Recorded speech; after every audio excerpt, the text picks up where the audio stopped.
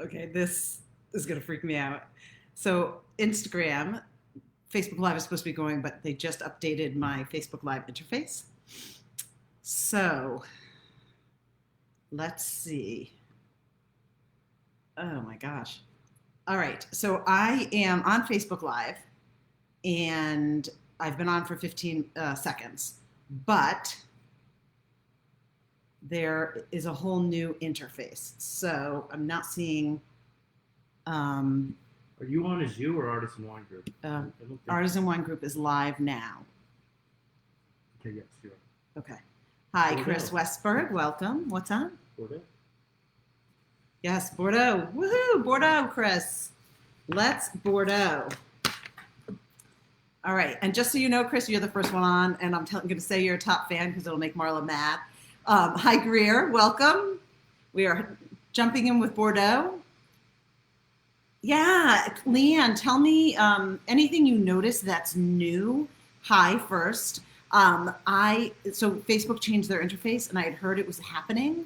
But hi, Lisa Grady. Hi, Lisa Gilbert. Hi, Leslie. So you guys are on the left instead of the right, which used to be next to my Instagram camera. Now it's not. So Mary's on and she can't comment. So that's something new.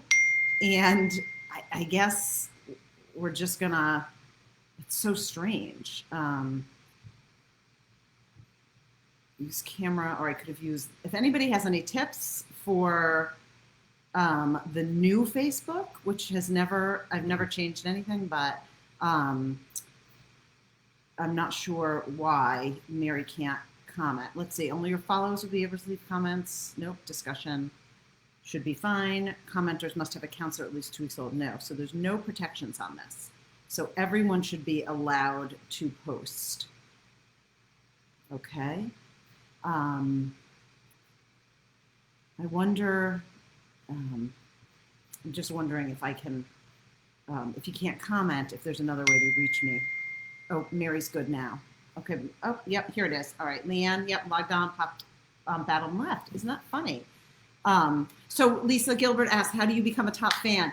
You know, Mary, Greer, Chris Westberg, anybody who's become a top fan, if you could suggest, it's supposed to be, there's nothing I can do. It's supposed to be if you like it, eventually you become a top fan. But Chris Westberg became a top fan very quickly.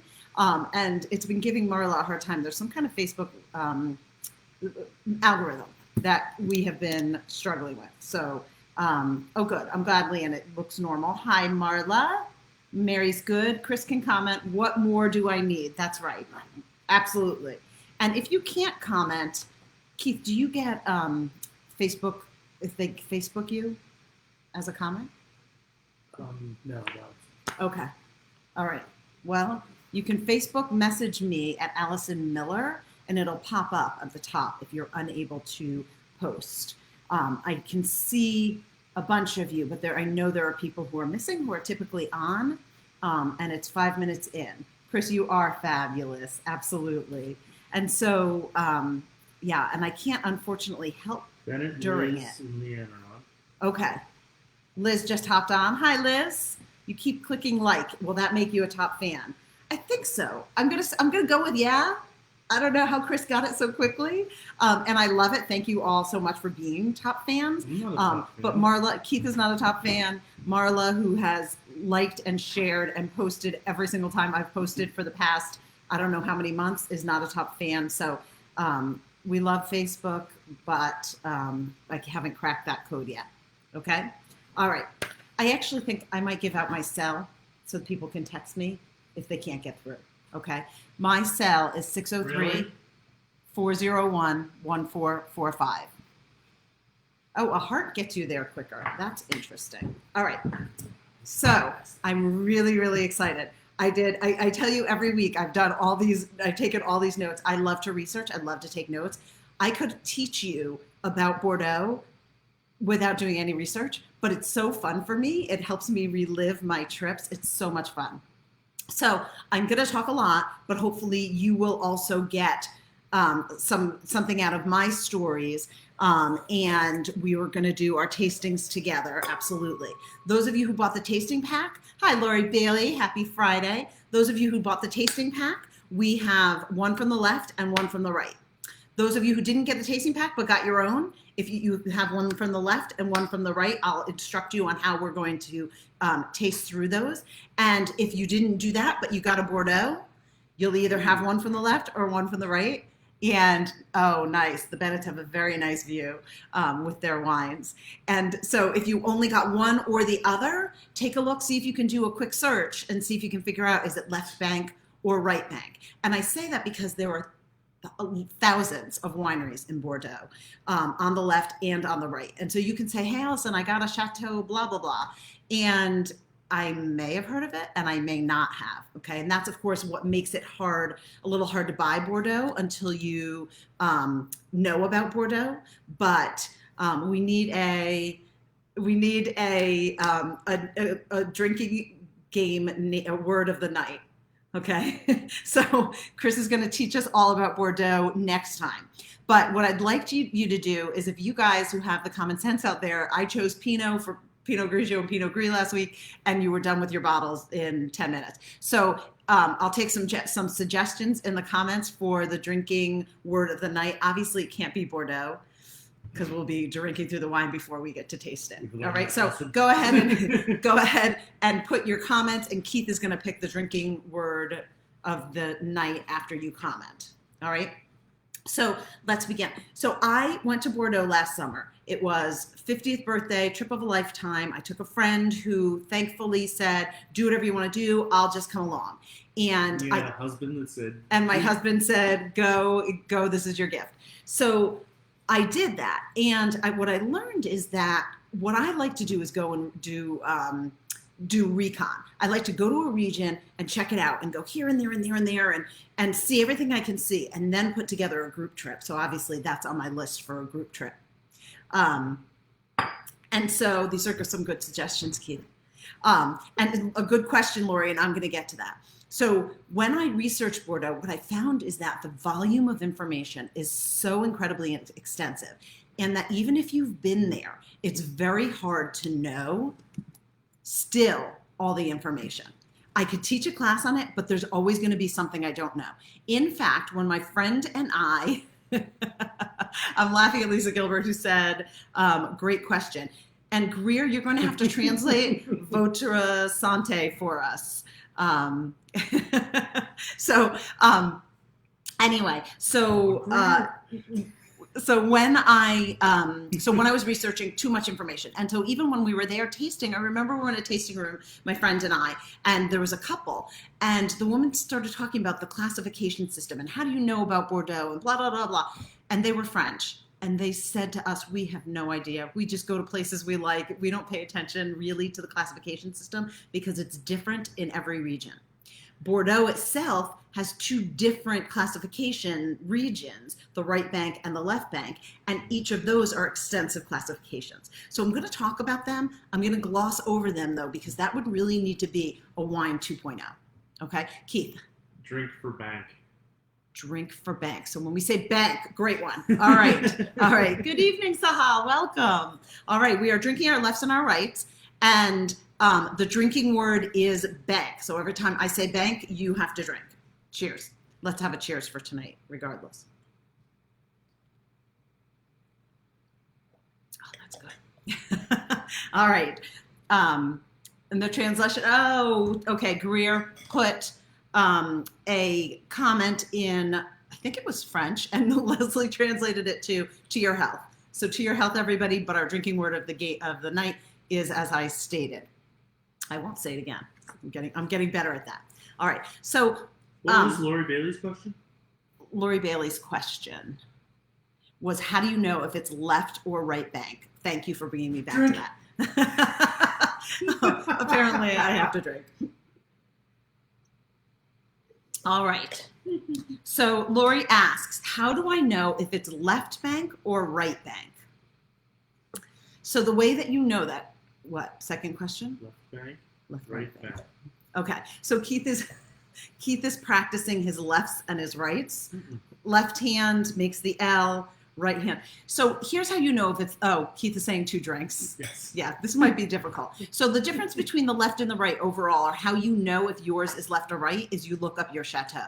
So Lori Bailey, do a Google search real quick on the side of your Facebook page and take a look and see where it is. And then from the location, we can figure out where it's from, okay? But if you say to me, you know, some of the locations, if they're small, I may not know, okay? So getting back to how I tried to plan my Bordeaux trip, so I'm looking at the maps and I'm thinking left, right, I know the top chateaus, but what am I looking for? I like Cab better than Merlot, maybe I do one, and it was, I needed to be there. That's the bottom line. I needed to be there. So I want to try and simplify it for you guys, but there is a lot of information. So ask questions away. We'll pin them if I don't answer them.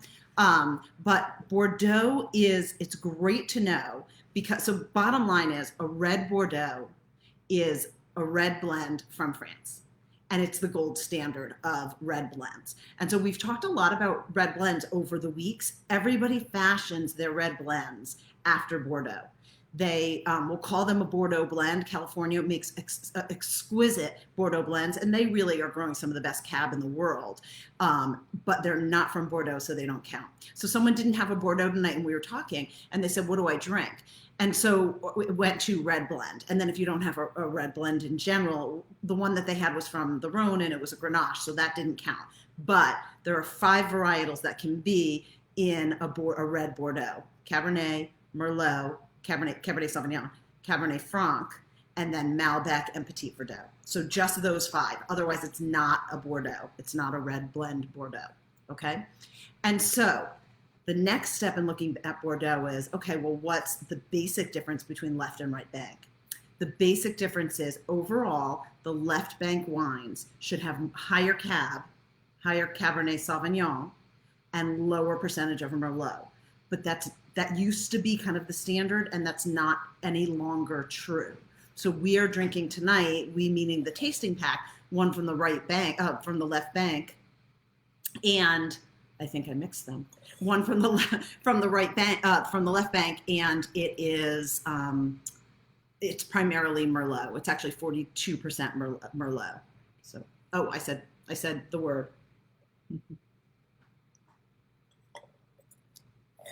All right. So, let's take a look at, so French wines, French standard, these, okay. And let's see, going down the comments. So Lisa tasted the Grand Corbin, part of the tasting pack, and she loved it. It was really good. And Lisa asks, any of those 5 varietals that I named off? Yes, any of those 5, but it's always going to be more Cab or more Merlot. That'll always be the higher percentage. And truthfully, if you lined up every Bordeaux made on right and left drink, you would find that most of them are Malbec driven. Malbec, higher percentage of Malbec. So Chris notes, and Chris, this is why Chris is a top fan. No, I'm just kidding. Chris notes these are not California wines. They are very dry. And as we've talked about, new world, old world is made to be like the sauce with the meat. It's going to be drier. They're going to be earthier. Now there is a new caliber of winemaker in Bordeaux, and they're called garagistes. And basically they're making wine out of their garages, and they're trying to replicate the Napa Bordeaux blends because they can make those. It's not the gold standard. Okay. So French wines, the label is the wine is labeled and categorized. It matches their humor. Yes. So their wine is labeled and categorized by where they are. So what region they're in tells you where French wine region, or what the bottle is, what it's made up of. Always better with food, Greer asked. Their French wines will always, old world wines are always better with food. Can you get me 2 more glasses? Yeah, they can be small. So it's interesting because in France, everything's by region. So if you look at this one, this is the Jaques de Siran, and it will say on the bottom, Grand Wine of Bordeaux. Okay, so you know if it's a Bordeaux and it's red, it's going to be a Cab and Merlot mix. Okay, that's all you really need to know in terms of in terms of that. There's actually a lot, but on this bottle, okay, Bordeaux, that's what it's going to tell you. So if you walk away from anything tonight, it's knowing that with any knowledge. Walk away tonight with any knowledge. With you walk away tonight with any knowledge. You're not drinking enough. I guess I'm not. It's that that Cabernet Merlot blends are what is in Bordeaux. Okay? All right. So that's the St. Jaques de Siran. This one, thankfully, has a really easy to read label. This one, on the other hand, is more typical of the wines that you're going to find and you probably are drinking tonight. And so we're going to talk about what all those mean. Those of you who attend regularly, I encourage you, if you send me your label a day or two ahead of time, I'll take a look. As long as I have time, I'll take a look at your label so I'll know what you're drinking, which is always helpful. Okay, so I'm going to jump into to kind of an overview or what I want to share with you about Bordeaux. Why Bordeaux? So Bordeaux, as I said, sets the standard. It's some of the if you were to line up the best wines in the world, if you said to a wine aficionado, what are the best wines in the world? Hands down, there will be Bordeaux's, Chateau Haut-Brion, Pomerol, Petrus. They're the big names, anything you can think of, and I have some others too. Chateau Margaux, Lafite Rothschild, Latour. Okay, so all of those, I'm pretty sure most of you would have heard of, and so those are all from Bordeaux, and it has to do with the soil, it has to do with the climate, and it has to do with the winemaking and the strict laws in France. So France has as we've talked about before, very, very strict laws and classifications. Wines have to be made, really, a lot of them are made organically, definitely sustainably. They may not call it out always, but they're hand harvested, hand pressed. There'll be a first label, then usually there's a second label as well. So the first label is like premier, thousands of dollars, and then second label is more accessible, around $50 could be, but those can even go up to 150. Okay, and so let me show you where Bordeaux is. Okay, so this is a map of France with all of the wine regions.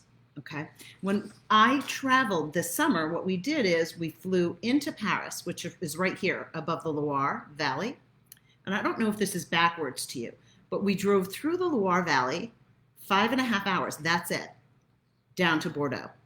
Okay, and as you can see, Bordeaux is on the coast, on the Atlantic Ocean. And so, it's really roughly the size of Texas. So you could drive all of France, and the interstates were way easier, much easier to drive than in the United States. There really weren't a lot of people on, and there were tons of great signage in English and in French, obviously mostly in French. But it's so cool when you're in France and you're driving on the highway and you see like all these famous things like Joan of Arc and we stopped at these huge castles and they're just along the side of the road. So that was really cool. So that 5.5 hour drive down to Bordeaux, we went through the Loire and I didn't stop. I'll go back, but you can't possibly see everything at once. Americans, oftentimes we want to go region to region to region and see it all. And what I've found is I can kind of do that first as my recon, but you have to give, when you go to these chateaus, you're giving 3 hours or enjoying at least 2 to 3 hours of your time. So they all want to, especially in Bordeaux, which is classic, they want you to understand the value of their wine. So you're going through and you are doing a lesson and tasting with them for actually, you don't even walk around with wine most of the time. You go through, you do your tour, how they make their wine, their fields, 2 hours minimum, and then they do a tasting after. And usually it's only one or two. It's one or two small tastes. So it was kind of different. People had joked with me, wow, you're going to France and you went to all these different wineries and wine regions. You must have been drunk the whole time. We were sober the whole time, except for dinner. Because when we went out to dinner, then we'd split a bottle of wine. So it was just an interesting, fantastic experience. Really just wonderful. Thank you, hon. All right, so that's just kind of an overview of how you drive to Bordeaux. You can fly to Bordeaux, and there is an airport. I think it's like 30 minutes, and the train system is phenomenal. You can take a train. When people from Champagne go for the day out of Paris, it's a 45-minute train ride. So if anybody has any questions about that, and you're planning a trip in the hopefully near future, I do have a blog. It's off of my artisan wine tasting website, and it's vinotripping.com. I know I said that fast, but I can put that up again, or maybe Keith can comment with it. But I do detail that, and you can always reach out to me and ask me questions. So we pull into Bordeaux, and we came from the north, so we pull across the river, and then right into the Bordeaux center.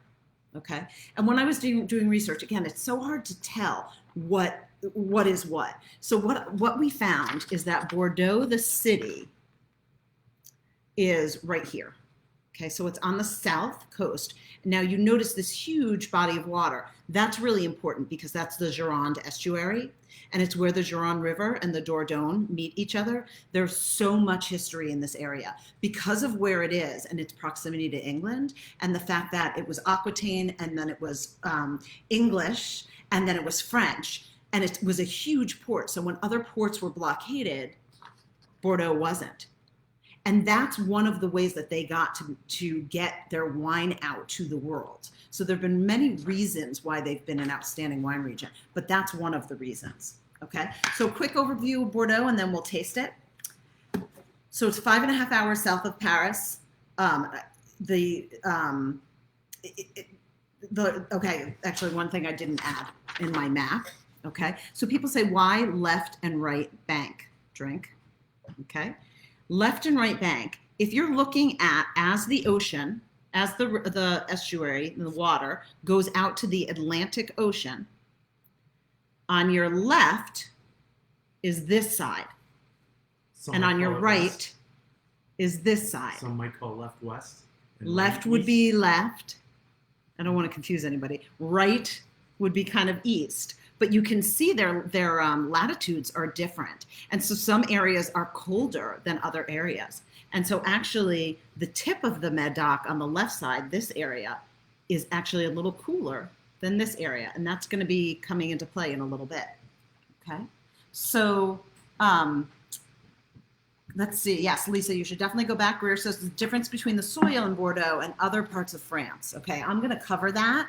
There's a lot of answers within that, but the kind of the brief question or answer is that the soil in Bordeaux, it was because it's along the Gironde estuary. Years ago, 200 years ago, the Dutch drained the estuary. And so there's all sorts of minerals from that because it was under the ocean. And then on the right bank, Saint-Emilion, there's limestone collections. And in the limestone were all these fossils. All the winemakers had samples of the limestone. I actually have one for when I do in-person tastings. But you can see all the fossils, and in that there's tons of minerals and nutrients. And so the vines suck up the minerals and nutrients from the limestone and get these incredible flavors. All right. So Lisa says facing north. Yes. So that's a lot about the geography. But left side is known for their Cabernet Sauvignon. Right side is known for their Merlot. The Cab or the Merlot will be the star. And about 90% of Bordeaux is red. And so I'm not talking tonight about the whites in Bordeaux, but Sauternes, some of you may have heard of Sauternes. Those are sweet whites, fantastic, world class. And then they also make a Sauvignon Blanc blend that is outstanding. I actually, when I brought back wine, when I was choosing to fill my wine suitcase, I shipped the reds, but I brought back some special whites because you can't get them here. So they're called Bordeaux Blancs, and that could be a whole nother lesson for another time. All right. So typically made old world fashion, and the vintage variation is huge on this. So some vintages are awful. We were at one Bordeaux winemaker, and they actually threw out their entire 2017 vintage. They threw it all out, and they sent their winemaker, who was wonderful, to Napa to do some work for that year until they could grow a better crop. And that's what I mean when I talk about Bordeaux being just higher level. I can't imagine many wineries in the US that would just throw out their entire crop. I mean, some of them unfortunately might have to because of smoke taint, but a lot of them will try and sell it off. So, all right, that was a lot of talking. I promised you a lot of talking tonight, but we are going to taste because we have a lot to taste. Okay, so we're going to do, as I mentioned, if you have two, do them side by side comparison. We're going to do left first and then right. If you just have one, follow along and definitely share. And if you figured out by the internet if yours is left or right bank, then you can figure out which one yours goes with. If you do have one and you haven't figured out where it's from, post it on the comments and I'll see if I can figure it out. Okay? All right. So the St. Jaques de Siran is the one that the tasting packs have. Okay? That's our left bank. And it's in Margaux, which is one of the most famous wine regions in the world. Okay, so we're going to look at the color as we always do. Okay, this is the Siran. So what would you call that color or the one that you're drinking if you have a left?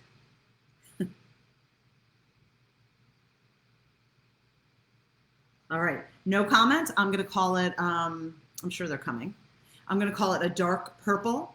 It's really a dark, dark plum, dark purple. And it's you can't see through it. Okay. The right one, the difference in color, there's not much, but there is a little bit. Can anybody tell a difference in color between the two? That's interesting. Okay, I'm going to show you both of them together. This is left, and this is right. And look at the, yeah, it's not going to work. Okay, if you look at them behind white, the one on the right bank is going to have, yep, dark opaque plum color. The one on the right has a little bit more ruby to it, and that's because it has more Merlot in it, okay? Marla's is blood red, and is that, which one, Mar? Is that your left or your right or mine? More red in the right. Yeah, it's almost like more purple in the left, right? Cab is a little bigger. It's a little darker. And the Merlot on the right is going to be a little bit lighter and have that kind of ruby red, that garnet, right? Yep, the garnet color, okay? Now, Lisa asked what kind of barrels do they use for aging? I'll go into that later, Lisa, but French use French barrels, the French. So I don't know if that's what you were looking for, but oak, they're definitely using oak, okay? And the right is inkier. So that is a great call out. Merlot is inkier. Merlot from Saint-Emilion is inkier because of the soil. And I'm going to show you the difference in soil in a little bit. Okay, so let's smell the one on the left. Remember to swirl it. And we've had these open for about 20 minutes beforehand.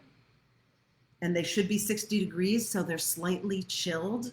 Remember that the temperature in our house feels like it's 80, but it's more like 70. But the wine I actually put in the fridge for a little bit because it needed to be served at 60.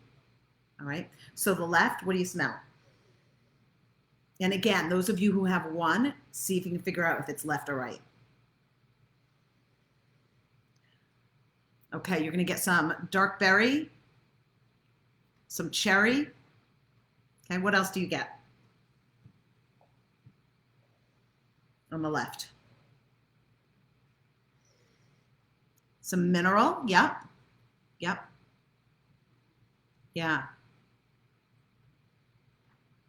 Okay, interesting. And so Marla has her right is Keith needs more. Come, no, just which come and one's get. which? Oh, I'm sorry. This is the right, and this is the left. Okay. Okay, Leanne gets some licorice, and I was going back to Marla. I don't know the chateaus, and I didn't have time to look them up, and I'm sorry because she did send them to me. But the dark plum would be more consistent with the cab, and the light purple would be more consistent with the Merlot. So that is holding true. Okay, so we get some licorice. Okay, and they're going to take that licorice and take it a step further and take some graphite and some earth. Okay, with the left, with the Siran. Okay, there's definitely black currant, and there's definitely Definitely, I just caught what Chris said. There's definitely gravel and some lead. So Chris held both the glasses up to a slice of Walmart pizza. Definitely can see the difference. I don't Absolutely. believe Chris, we're going to need pictures. Okay, so let's go ahead and taste the left. Taste it. Okay, one sip. Oh, that's so good. Wow.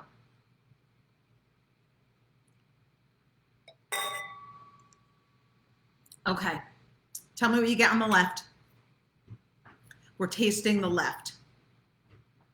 And I'm doing that because specifically that's how it's left is more complex.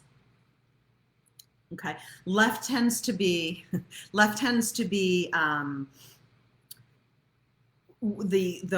higher quality, the ones that last longer. Okay, and that's because they're cab driven, so they tend to last a lot longer. All right, while you're tasting the left, dry, very dry on the left. Yes, absolutely. Okay, super dry. Yep.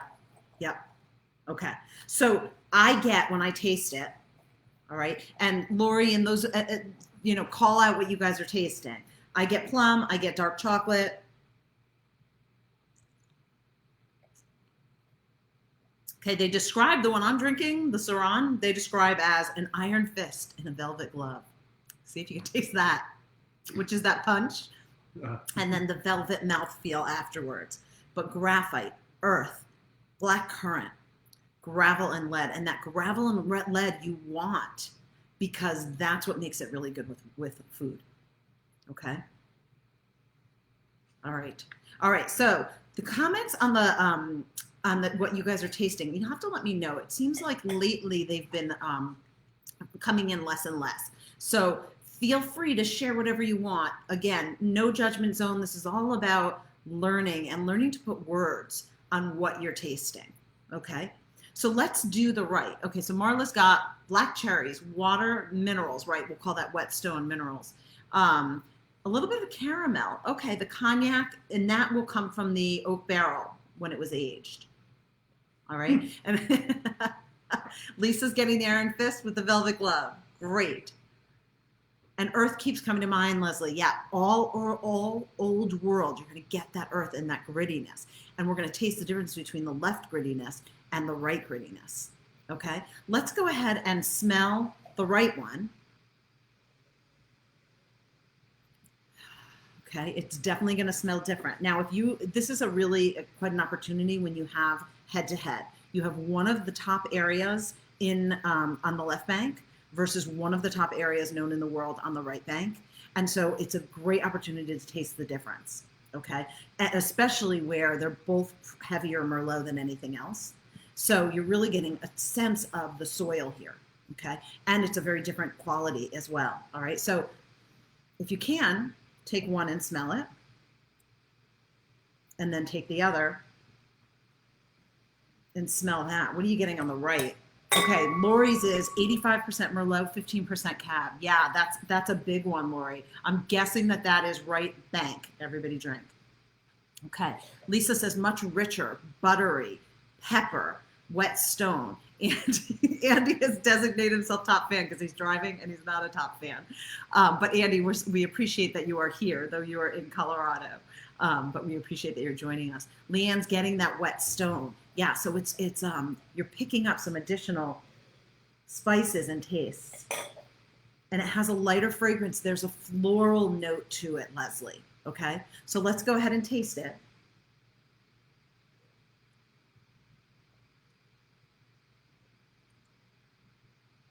Oh my gosh, it's so good. Okay, so this is the Cht Grand Corbin, and I'm going to talk more about it. But it's very, very earthy, but the finish is much longer and it's lighter on the palate. It's a little bit more elegant than the other one. It's going to hold food much better. So when I say hold food better, when you drink wine and eat food together, if the wine kind of just devolves with the food, then it's not holding it. It's not substantial enough, not enough tannins, not enough acid, not enough and minerality to hold that food. But if it does last on the palate and it's delicate, you're going to want a lovely food with that. Okay. So Lisa says, so good. Yeah. Okay. So now what I want you to do is everybody's tasting along and you're picking out your qualities. The one on the right, I get licorice, chocolate, black cherry, plum, blackberry, spice, vanilla. Okay. What you get from Cab, so some Bordeaux Cabs, those of you who have left bank wines that are Cab driven, predominantly, mostly Cab, you may have some herbal and floral notes to it. These aren't going to, because the one from the left bank that has more Merlot, the Cabernet, it's warmer. Keith says drink. It's warmer climate, so you're going to get more. You're going to get an easier kind of I want to say a looser Cab, but like a jammier, a fruitier Cab. Okay. And Leanne is loving this. I'm so glad. And I have to tell you guys, I want to do it again in person because, ultimately, because this is it's a great way to taste head to head. And in person, it would be kind of neat too to see your expressions. So Chris says the Cht Grand Corbin, he doesn't like it first, but it's growing on him. It's so substantial. And the Grand Corbin does need to open up. And so if it's too warm or if it hasn't been open for long enough, it's not going to have as much to it. So those of you who are loving it now, wait an hour and see if you still have it left, wait an hour and see what happens to it. So Lisa Gilbert says she's getting the jammy, but the classic jammy. That is a great call out. So what she's really saying is that jam of the fruit from the Merlot, it's an elegant wine. And so it's light on your palate rather than like that big jam punch in the face. It's and I think of like a Shiraz from Australia, if you remember, that was a punch in the face kind of wine. You drink it and it's like, whoa, and that high alcohol. These are not that. They are made to be more elegant and last longer and age longer. Okay. And so Marla says the right has a creamier, thicker mouthfeel than the left. You will find that overall. And I'm guessing for you, Lori Bailey, with the one that's more Merlot based, if it's right bank, it is going to have that softer mouthfeel. And that's what the right bank is known for, because Saint-Emilion and that whole area sits on limestone and clay made out of limestone. Keith, can you make sure that the kids aren't live streaming because it's glitching? Please. Okay. All right. So the ones that we are drinking tonight, we're at those of you who are drinking your own, we've kind of covered a little bit. We're going to step back and talk more. But overall, I just want to share with you what we're drinking. The Cht Siran is a baby Margaux. So typically, if you get a first growth Margaux, it's going to be mostly Cab. What is Margaux? It's the name of a town. Okay. So here we go with the Bordeaux region. If you drive up this left bank, you can see the names of all the towns, okay? Saint-Julien, Margaux is down here, Haute-Medoc, and then we're gonna get to Pessac, Léognan, and Graves, okay? Each of these regions you will see on a wine label, okay? And that is supposed to tell you about the wine and what the wine is like. And in fact, there are grids that will say, if you're getting a wine from Margaux, here's what it's going to taste like, okay? But each town, I can't even tell you, when we drove, there's like two roads, right? So you drive out this little island area, and there's a road along the coast, which is what we took most of the time, and then there's a road coming back. We stayed in Pessac, Léognan for one night. And then we stayed in right outside of Saint-Julien one night. And you can drive to all of these like world-class chateaus that have been known, by that everybody's heard of, Cheval Blanc, whatever it is. And they're just right there. You pass them, they have gates, they're beautiful, beautiful homes, but they're such small areas. You can drive from one town to the next in 10 minutes. It's just one after the other after the other. In fact, when we first drove out on the one road that goes out past all the top chateaus, we passed St. Julien so quickly we didn't realize that St. Julien was a town. So it's kind of cool. And so Marla says she likes both of them very much. And she got them, Mara, if I remember, you got them from Costco, $10, $20. French wines are funny in terms of they're coming out with different levels. that are less expensive, but there are high taxes as well. So you can find wines under $50 from France and from Bordeaux, but they're not the best wines, right? So the wine distributor that I work with, he sells everywhere from Cht Grand, he has $5,000 wines, all the way down to $20 Bordeaux. They specialize in French wines. And so when I was picking my tasting pack, I had to really think about what's the lesson that I wanted people to learn, and also what's the price point? Because I could have picked you a $100 wine, but it would have put the tasting pack at $250. So I'm thinking about going to a premier pack, because there are some of you who say, you know what, I want to try that other end. But what I did instead is I balanced between a less expensive wine from the left and a more expensive wine from the right, because you get more bang for your buck on the right. And so the one from the right, the Cht Grand Corbin, is a more expensive wine. Okay, and so Marla got them at Total Wine. One was 20 and one was 11. And I'll go back to that because I want to talk about a piece of that.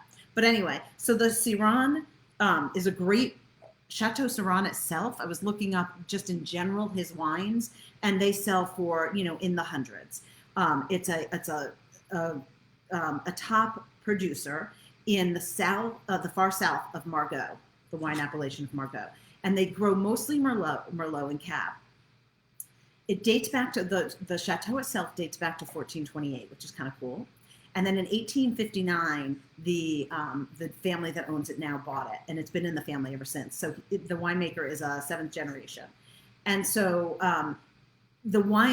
so they have a second level, and then they also have vineyards that are in between. They're really at the very south of Margaux, and that area is labeled Bordeaux Superior. And in order to make wines there, you have to offer a superior level that may not have been classified way back when, 200, 300 years ago. It was actually 150 years ago. And I'll talk about that classification system. But so Mary comments her chateau is north of Paris. Fabulous, but she can't identify left or right, except that it's 70% Merlot. So it can't be north of Paris. It has to be north of Bordeaux, if it's a Bordeaux.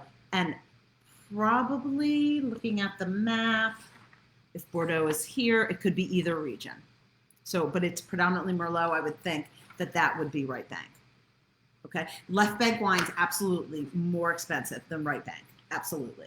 Okay, and so just a little bit more on Siran. It's their Bordeaux Superior level, so it's not their first, it's not their second, it's their third. But again, it's not their fourth level either. It's along the Garonne, and it's covered. Their soil is covered with gravel and clay, and so it is very, very smooth. And they were rated first growth, but it's just across the road, and that's why it's Bordeaux Superior. So I hope I'm not losing you. I'll go over the classification system as long as I have time. I may not. And we can talk more about it. But one of the cool things about the winery, their bomb shelter, they created a bomb shelter in case of nuclear disaster, and that is now their wine cellar to age their casks. Okay, so this is the area of the Medoc of the left bank that has the thinnest soil in the region and highest proportion of gravel. So it drains very, very easily. But the grapes are susceptible to the weather effects. Okay, so the area, Margaux, has 21 classified growths, so more than any other appellation, and which is area, and numerous second and third areas as well. Okay, so the one we're drinking tonight, that's a Merlot, or that I'm drinking tonight is a Merlot, 42% Merlot, 29% Cabernet Franc, which I love, and 29% Cabernet Sauvignon. So that's where you get that kind of chocolate on the balance. Okay, and so let's see. The left or the right? That's the left. All right. So I'm going to share a little story with you because I get feedback that people like my stories. Hopefully you like my stories.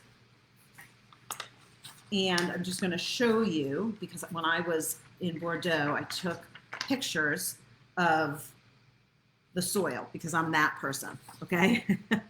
And so you can see, this is actually Chateau Cht Grand. She did not eat the soil. I did not eat the soil, but I would have if they had suggested it, because I just am that person. But you can see, do you see all the gravel? That's what the region is known for. Chateau Cht Grand is hallowed grounds. of winemaking. And it's so weird because it's within a block of the city of Bordeaux. So it's just so weird that it's right there, like in the city. You're in the city and then you're on their soil. But they make their wines are thousands of dollars. Okay. Did you see Chris's comment? Chris says this has been a lesson of breathing. Oh, interesting, Chris. Yeah, absolutely. Absolutely. And the higher quality wines will open like that. Okay. And so now we drove down. I might have to do a left and a right separately. We drove down from Bordeaux itself, which has the wine museum, which is super cool. And actually a museum of wine. We could have spent hours and hours, and they do tastings, and it's just incredible. But we drove up the left bank, and we stayed at Pessac, in Pessac Léognan at Chateau Pape Clement. And this was just an example of their vineyards. And I have this one to show you. They actually allow plants to grow in between the rows, but they have that same kind of gravelly soil. Graves is the region for gravel. And then you can see that winemakers all through France grow these red roses. I don't know if you can see it, but there are red roses at the end. And that tells you how your plants are doing. Because if the red roses die, if they're dry, they know what they need to do for it. Okay. So the next one is the barrel room. And in France, most of the places will color the red on the barrels. And in the US, you don't see this. And the nearest we can find from this, they're just so beautiful. And from what we can tell is they pull wine out of the middle here, out of the bung of the barrel, and it drips down. And so people colored it. So the French colored it, and then it became something to do. And Leanne, the answer is yes. Okay. All right, so this is the wine museum, just to show you how cool it is. Because who else am I going to show it to? They built, it's just, you can spend hours and you learn so much. Okay. All right, so that's the left bank. Now to the right bank. Right. To the right. Right. And I did have, I will tell you, and we're running out of time, so I won't share this with you, but we stayed in 2 mid-century castles built in the 1400s. One of them we had all by ourselves, and that was outside of St. Julien.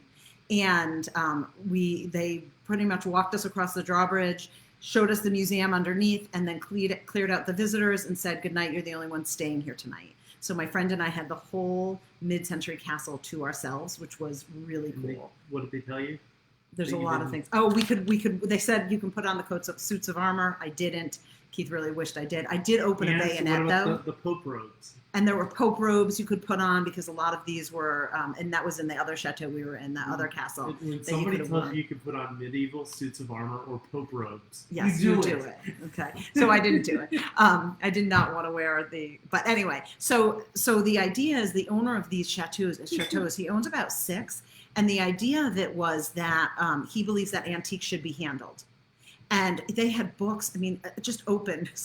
One of the guys who are concierge or night concierge at one of the chateaus, he had this book he pulled out from like behind, it was just not in the bookshelf, but open.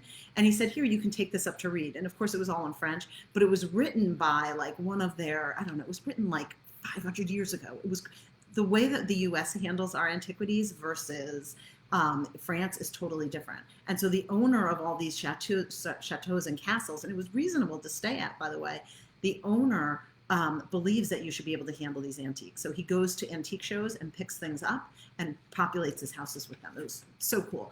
It's on my blog if you do want to see more. I have lots of pictures. So yeah, really cool. All right. So then we went up to St. Julien and stayed in a second chateau. And then the next day we drove across the river from Bordeaux and we went over to Saint-Emilion. And Saint-Emilion is the right bank, okay? And it's amazing. Saint-Emilion itself, so the whole right bank is really Le Bornay, and Saint-Emilion itself and Pomerol are the two really the big, higher level. Everybody knows Petrus is in Pomerol. And so they're really the kind of the higher end. That was my favorite. I liked the left bank, but I found it to be a little bit more pretentious. The left bank was a little bit more pretentious. And the right bank I found to be much more laid back. Of course, the left bank has the better wines because they're more cab driven and they last longer. But the right banks are still world class. And so the right bank was really cool because you drive in, and actually, here's more gravel. Untasted. Here's the this castle that we stayed at, Chateau Latour Carnet, and we had this whole building over here. Okay, and then when we drove into Saint-Emilion, we went to Pomerol right away because you come around and you drive. So you come around and you drive, and you come by this medieval city that goes up a limestone mountain, and that's Saint-Emilion. It's dramatic, it looks medieval, and I have some pictures of that. And the vineyards are all interspersed all around it, and even on the top of the city. And then through the city, there are all these caves, and when you go into the caves, you can see the vines that are growing on the top level.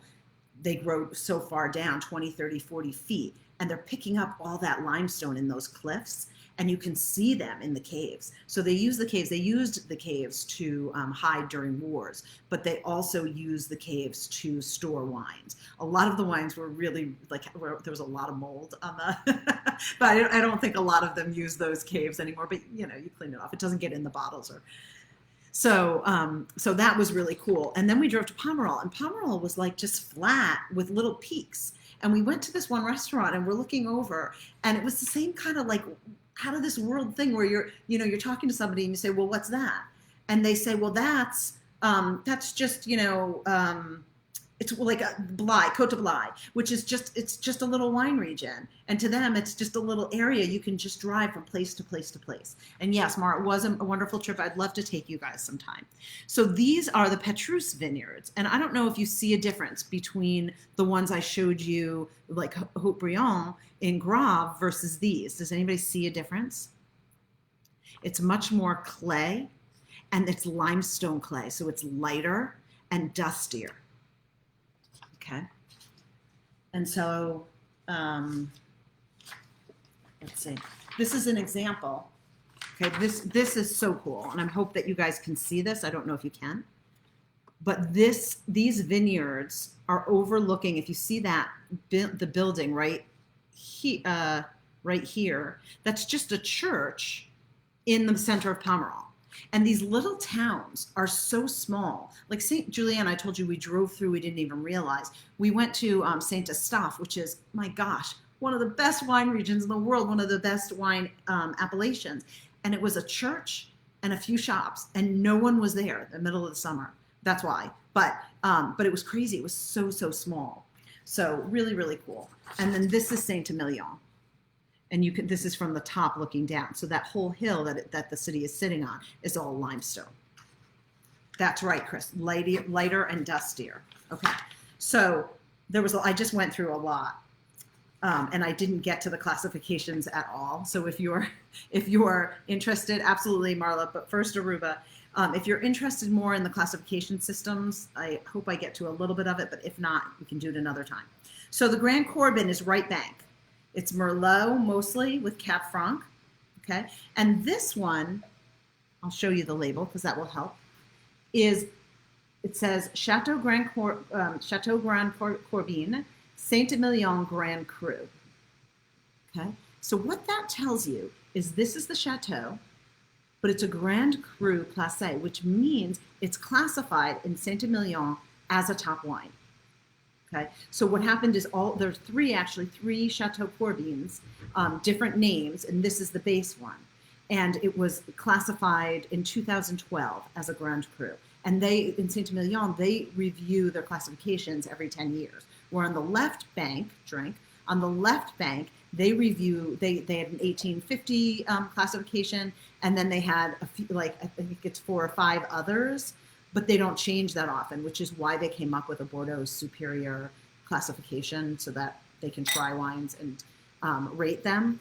But this system is redone every 10 years. So this chateau makes fantastic wines, and this is a Grand Cru. There's only one higher designation, and that's Premier Cru. So if it says 1 and a little ER, that's Premier Cru, first growth, top.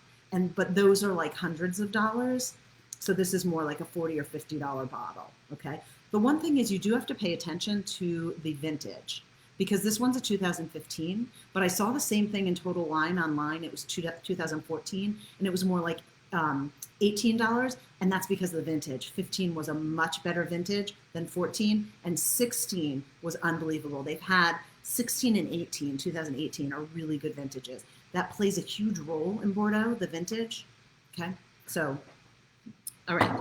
So for this one, the Grand Corbin, they're established in 1852. They only grow Merlot, Cab Franc, and Cabernet Sauvignon, and there's 72 acres. And their vines are average 40 years old. And the soil is mostly sand, as I said, from limestone clay and bits of iron and limestone. They only produce 100,000 bottles a year. Okay, so it's interesting when you think about, like, I was reading, so phylloxera, right? You know, phylloxera came in the late 1800s, and that was a big deal. But when you look at a vineyard like Petrus, which we drove to, we're standing on their soil, they only have a small amount of vineyards. Right across the street, there were two amazing vineyards that were much less. Or Chateau Cheval Blanc, same thing. They were classified so long ago, and they've upheld their quality. But if you go to the vineyard across the street, you don't always know what it is. Their wines are really good. I mean, you could have 1 foot on one vineyard and 1 foot on the other. I mean, that's how close they all are. And so it's quite an experience. Chateau Petrus, in terms of phylloxera, they decided not to upend all of their vines and put in American rootstock. And so the owner at the time, what she decided is she was just going to keep the healthy ones and get rid of the unhealthy ones. And so hers are one of the very few vines that are on original rootstock. And Petrus sells for what, $1,300, $1,400 a bottle. Asking about bees. Okay. Weird question. Do they have beekeeping there? They definitely have beekeeping. So they're doing anything to be sustainable. Murder hornets? I don't think that they have murder hornets yet, but the bees are absolutely. So all of the area works together to make sure that there's biodiversity and that they're using the biology of the land to, the video's glitching again, using the biology of the land to care for itself. Bordeaux I was pretty impressed. A lot of the places we went to, like Chateau Clement, they're using drones to monitor the vineyards, and they're very organic, sustainable, biodynamic, a lot of them. And they're very, very focused on the earth and the environment. And part of that is that with the climate warming up, what they're finding is they have more ranges. So it's more extreme, and they're having a harder time with what they're growing. So their governing body, which is very, very strict, and that's where the classifications come in terms of quality of wine, their governing body being so strict, finally decided that Bordeaux Superior and Bordeaux AOC can try 5 new varietals. So they're testing out, they have test plots. One winery we went to, which is it's a Premier Cru winery, and she's fantastic, and I sell these, but she was talking about, they set aside a plot of land, and they are trying everything, Tempranillo, everything, but they can't sell it. They're trying it for themselves. So it'll be interesting to see. Bordeaux is definitely going to have to make a switch in the future to what they're pairing with what they're allowing in their blends. But the reason that they've been so successful is because they started a long time ago blending these red wines, so they weren't stuck with one grape versus another. And so as things have changed, they had a great second half of the 1900s. 20th century for them had been very good, but now they're getting into the desert heat bubble and all that other stuff. So one thing I didn't cover that I just want to make sure you walk away with, and I know our time is tight, is how do you buy French wine? Okay, so now you've learned you like right overall, maybe better than left, or left better than right, and you have an idea of a price point. The best thing to do is look up where it's from. And if you see Grand Cru Class A, it has to say it. That's a good one in Bordeaux Superior in terms of price point. And then you're going to see Premier Cru and the higher levels, and that will tell you as well. But definitely doing your research around that is helpful. And I think I'm going to have to do Bordeaux's again because I love them, and I didn't even cover the classification systems. So thank you all so much. That went really, really fast. And have have a great week. And we're doing Alvarinho next week. So that'll be a complete switch to do Portugal. Oh, and I just want to thank Michelle, who I'm not sure if she's watching tonight, but she was my travel companion in France. And she was a great travel companion. So shout out to Michelle. Thank you all. Have a wonderful week and take good care. And hopefully we'll see you next week. Take care.